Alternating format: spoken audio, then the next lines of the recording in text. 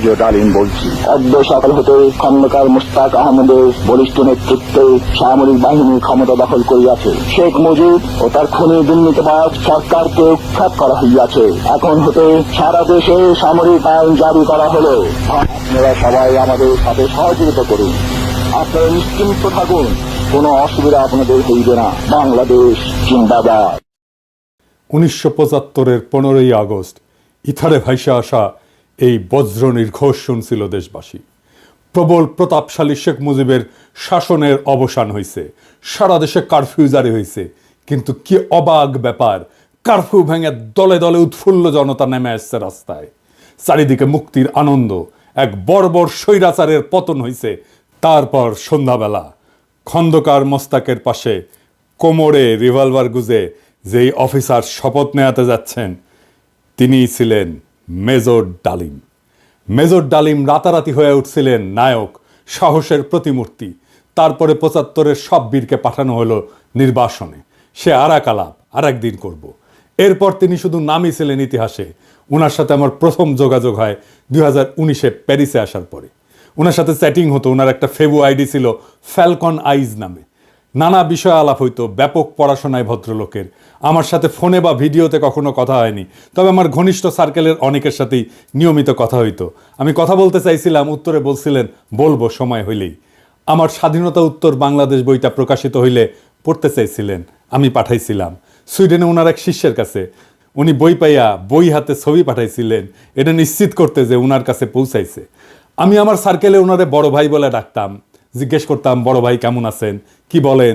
কোনো রাজনৈতিক পরিস্থিতিতে জানতে চাইতাম বড় ভাইয়ের রিডিং কি। একটা সময় খেয়াল করলাম উনি ভুলে যাইতেছেন জিনিসপত্র, ডাক্তারি ভাষায় যাকে বলে কগনিটিভ ডিজিজ। তখন থেকে ওনাকে বলতে শুরু করলাম বুড়া। তো জিগাইতাম বুড়াটার খবর কি। যাই হোক, উনি নাকি বলছেন যে ওনার বয়স 75 বছর, আসলে ওনার বয়স 78 বছর। ওনার জন্ম 1946 সালে উইকিপিডিয়ার তথ্য অনুসারে। 64 সালে বিমান বাহিনীতে যোগ দেন ঠিক 18 বছর বয়সে। বুড়া বয়সে 3 বছর কম হয়ে বলছে আর কি, আমার অনুমান ভুলে বলছে। এপিসোডের স্ক্রিপ্ট লিখতে লিখতে ওনার ছবিটা খুঁজতেছিলাম, যে ছবিটা দেখাইলাম আমার বই হাতে, ছবিটা পাইতেছিলাম না। তো সুইডেনের বাইরে ফোন দিলাম, তো উনিও খুঁজতেছেন। এর মধ্যে বুড়া ফোন দিছে ওই সুইডেনের বাইরে। তো উনি যখন জানলেন যে আমি লাইনে আছি, উনি স্পিকারে দিলেন, আমি শুনতেছি। উনি বলতেছেন, আমাদের দুইজনকে স্পিকারে দিলেন। উনি জিজ্ঞেস করলেন পিনাকি কি দেখছে আমার লাইভ। আমি বললাম হ দেখছি বড় ভাই। তো সুইডেনের বড় ভাই ওনারা বলতেছেন, আপনি পিনাকির বই হাতে একটা ছবি তুলছিলেন না, আছে ওইটা। আমি শুনতেছি। তো বুড়া বলতেছে, পিনাকি বই লিখছে নাকি? কই, আমি তো দেখি নাই। তো রিসেন্ট মেমোরি নাই হয়ে যাইতেছে, আর্লি সাইন অফ আলঝেইমার্স।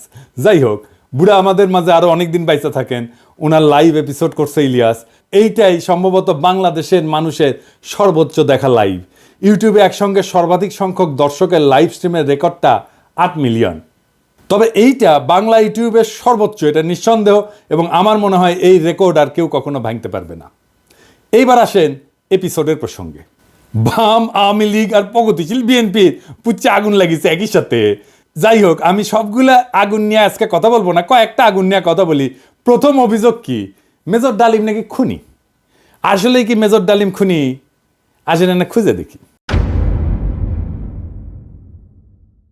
বিপ্লবী এবং সৈনিকদের খুনি বলা যায় না, কারণ তাদের কর্মকাণ্ড এবং উদ্দেশ্য সাধারণ অপরাধীর সাথে তুলনা করা যায় না। আদালত যখন প্রাণ নেয় সেটাকে খুন বলা যায়? একজন সৈনিক যখন দেশের শত্রুকে হত্যা করে সেটা কি অপরাধমূলক কাজ? একজন নারী যখন তার ধর্ষককে হত্যা করে ফেলে ধর্ষণের সময়, সেটা কি অপরাধ? না, সেটা না। কেন না? এর কয়েকটা কারণ আছে, বুঝে দেখি। 1 নম্বর কারণ, নৈতিক পার্থক্য, মোরাল জাস্টিফিকেশন। বিপ্লবীরা সাধারণত বিদ্যমান শাসন ব্যবস্থার অন্যায় বা নিপীড়নের বিরুদ্ধে সংগ্রাম করে। তাদের কর্মকাণ্ড একটা বৃহত্তর সামাজিক এবং রাজনৈতিক পরিবর্তনের উদ্দেশ্যে পরিচালিত হয়, বৃহত্তর স্বার্থে। নৈতিক দৃষ্টিকোণ থেকে এটা ন্যায় যুদ্ধ, জাস্ট ওয়ার, এই ধারণার সাথে সম্পর্কিত। সৈনিকেরাও একটা প্রতিষ্ঠিত রাষ্ট্র বা আদর্শ রক্ষার জন্য কর্তব্য পালন করেন।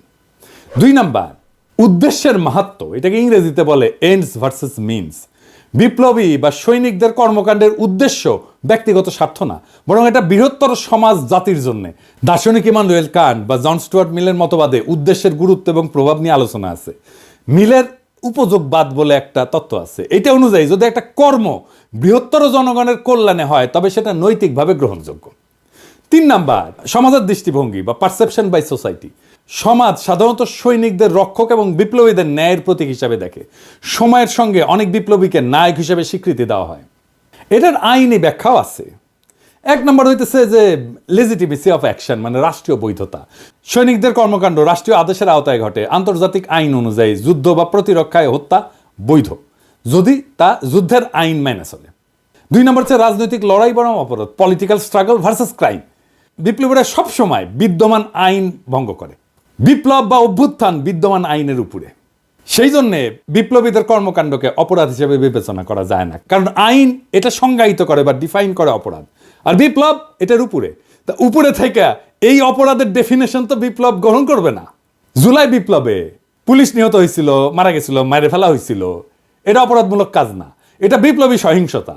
এই জন্যই এই হত্যার বিচার করা যাবে না, কারণ বিপ্লব অভ্যুত্থান আদালত বা আইনের চাইতে বড়। যদি পুলিশ হত্যার বিচার হয় তাহলে ধরে নেবেন বিপ্লব পরাজিত।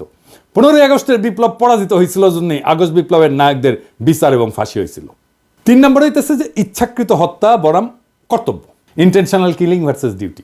সাধারণ অপরাধী ব্যক্তিগত স্বার্থে হত্যা করে, অন্যদিকে সৈনিকেরা যুদ্ধক্ষেত্রে এবং বিপ্লবীরা সামাজিক রাজনৈতিক কাঠামো এবং বিদ্যমান ব্যবস্থা বদলের উদ্দেশ্যে কাজ করে এবং এর ক্ষেত্রে বিপ্লবী সহিংসতা হয়।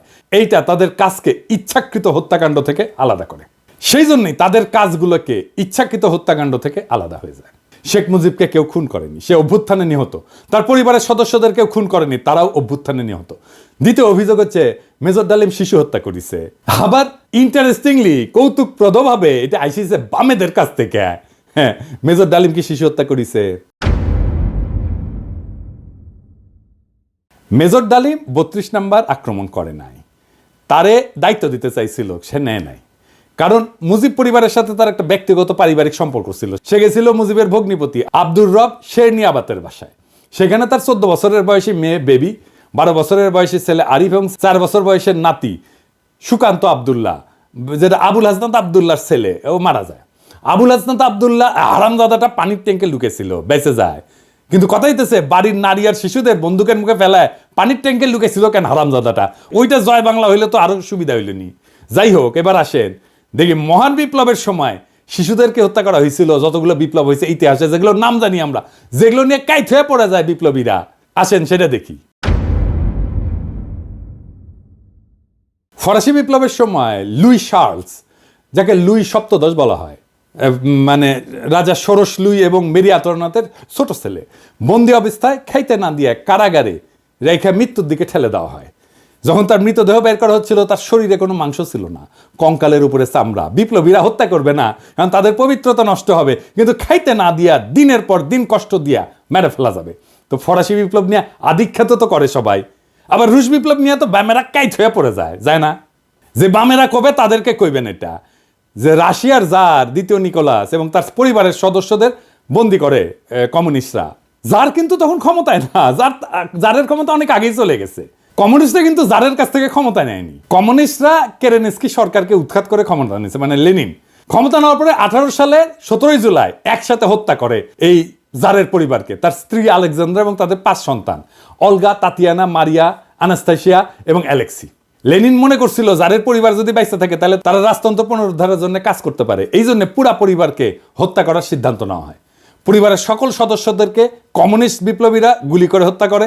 পরে তাদের মৃতদেহ অ্যাসিড দিয়ে বিকৃত করে মাটিতে পুঁতে ফেলা হয়। এর মধ্যে আনাস্তাসিয়া নিকোলায়েভনার এর বয়স ছিল 17 বছর, আর অ্যালেক্সি নিকোলায়েভিচের বয়স ছিল মাত্র 13 বছর।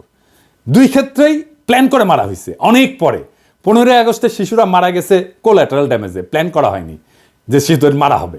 এখন আমরা যদি বলি মেজর ডালিমেরা তো শিখেছে ফরাসি আর রুশ বিপ্লব থেকে, উত্তর আছে আগে বামেরা লেনিনের বিচার করুক, ফ্রেঞ্চ রেভলিউশনের বিপ্লবীদের বিচার করুক, জবাব আনুক, আমরা তারপরে জবাব দেব। এখন অনেকের মনে প্রশ্ন এসছে যে মেজর ডালিম কি তাহলে দেশে ফিরবেন বা ফিরতে পারবেন? আমাকে সুইডেনের ভাই, বড় ভাই, যিনি মেজর ডালিমের শিষ্য, উনি বলছেন ওনারে তো দেশে আনা দরকার। উনি অবশ্যই দেশে আসবেন। আমরা নতুন সংবিধান লিখলে 15ই আগস্টকে বিপ্লবী অভ্যুত্থানের মর্যাদা দেব। আগের রায় বিচার সবকিছু ইনভ্যালিড হয়ে যাবে। তিনি তখনই বীরের বেশে দেশে ফিরবেন। 24-এর বিপ্লব যারা নির্মাণ করছে তাদের অনেকেরই আইডল ছিলেন মেজর ডালিম, অন্তত আমার তো ছিলেনই। ওনার নাম আমরা আকাশে লিখে রাখবো ঈসা খান তিতুমির, হাজী শরীয়তুল্লাহর সাথে। বাংলাদেশে যতবার জালেম আসবে ততবার মেজর ডালিমেরা জন্মাবে। কখনো তাদের নাম হবে আবু সাইদ, কখনো তাদের নাম হবে মীর মুগ্ধ, কখনো তাদের নাম হবে ওয়াসিম, আনাস। আমরা এক একটা তারার নাম দেব এই বীরদের নামে। 24-এর বিপ্লব একটা প্রকৃত বিপ্লব হয়ে উঠবে যদি আমরা নতুন সংবিধান লিখে মেজর ডালিমকে দেশে ফিরে আনতে পারি। সেই দিন হবে বিপ্লবের প্রকৃত বিজয়। ইনকিলাব জিন্দাবাদ।